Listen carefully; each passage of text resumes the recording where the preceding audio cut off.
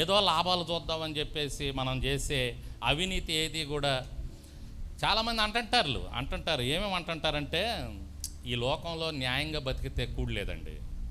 చాలామంది నాతో కూడా అంటుంటారు, ఎక్కడుంది పాస్టర్ గారు న్యాయం, ఎక్కడుంది నీతి, అన్యాయంగా ఉన్నోళ్ళు చూడు ఎలా ఎదిగారో, ఎలా సంపాదించుకుంటున్నారో, ఎలా బాగుంటున్నారో అని అంటున్నారు. కానీ బైబిల్ ఏం చెప్తుందో తెలుసా? ఈ మాట చూడాలి అందరూ చాలా జాగ్రత్తగా. సామెతల గ్రంథం 11వ అధ్యాయం 4వ వచనం చదవండి ఒకసారి.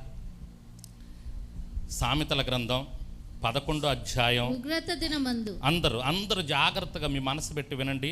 ఉగ్రత దినమందు ఆస్తి అక్కరకు రాదు, నీతి మరణము నుండి రక్షించును. నీతి న్యాయము మరణము నుండి మనల్ని రక్షిస్తుంది.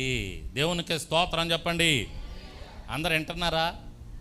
ఆస్తి అక్కరకు రాదు. రేపు వాడు బాగున్నాడండి, అన్యాయం చేసినా కూడా సంపాదిస్తున్నాడండి, అవినీతి చేస్తున్నా సంపాదిస్తున్నాడండి, పక్క స్థలాలన్నీ కలుపుకుంటున్నాడండి, లాగేసుకుంటున్నాడండి, కబ్జాలు చేస్తున్నాడండి, బ్యాంకులకు కన్నం వేస్తున్నాడండి, దొంగతనాలు చేస్తున్నాడండి, ఏమంటే అన్యాయంగా ప్రవర్తిస్తున్నాడండి, వ్యాపారంలో అన్యాయం అండి, లాభాలండి, వాడే బాగున్నాడండి, మనదేముందండి, మనకేముందండి నీతి న్యాయంగా వెళ్తే అని అనేవారికి బైబిల్ ఇస్తున్న సమాధానం ఏంటో తెలుసా?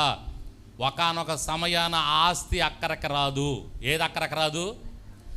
డబ్బుల దగ్గరికి వెళ్ళి, డబ్బులా నిన్ను అన్యాయంగా చాలా సంపాదించాను, పోగు చేశాను కదా, ఈ సమయంలో నాకు అక్కరకు రా అంటే డబ్బులు మాట్లాడలేదు, బంగారం మాట్లాడలేదు, కబ్జాలు చేసిన స్థలాలు మాట్లాడలేవు, అన్యాయంగా లాక్కున్నది మాట్లాడదు. ఆ సమయంలో ఏదంట ఆ సమయంలో మాట్లాడేది?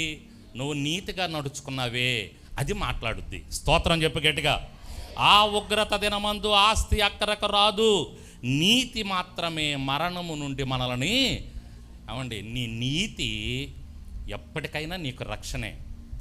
నీ నీతి ఇప్పుడు ఒకవేళ కష్టం రావచ్చేమో, ఇబ్బందులు రావచ్చేమో, ఏమండి నిన్ను ఎవరన్నా అపార్థం చేసుకోవచ్చేమో, నీ మీద నిందలేయొచ్చేమో, నిన్ను వదిలిపెట్టేయొచ్చేమో ఈ లోకంలో. కానీ నువ్వు నీతిని కానీ గట్టిగా పట్టుకుంటే రేపు పొద్దున నీకు అదే అక్కర కొత్తది. ఇది గుర్తుపెట్టుకో.